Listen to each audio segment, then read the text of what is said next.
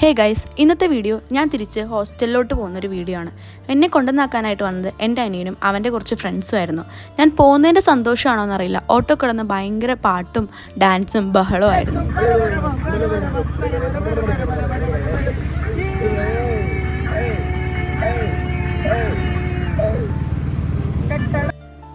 1:55 train. ഞാൻ 12:30 ആയപ്പോൾ തന്നെ റെയിൽവേ സ്റ്റേഷനിൽ എത്തിയായിരുന്നു. പിന്നെ ഒരു ബഹളമായിരുന്നു, ഫോട്ടോ എടുക്കലും റീൽസ് എടുക്കലും എല്ലാം ആയിട്ട്. ഞാൻ എൻ്റെ അനിയനെ ഏറ്റവും ഹാപ്പി ആയിട്ട് കാണുന്നത് ദേ ഈ ഒരു മൊമെൻറ്റിലാണ്, ഞാൻ തിരിച്ചു പോകുന്ന സമയത്ത്. ട്രെയിൻ കയറിയതും ഞാൻ ഉറക്കമായിരുന്നു.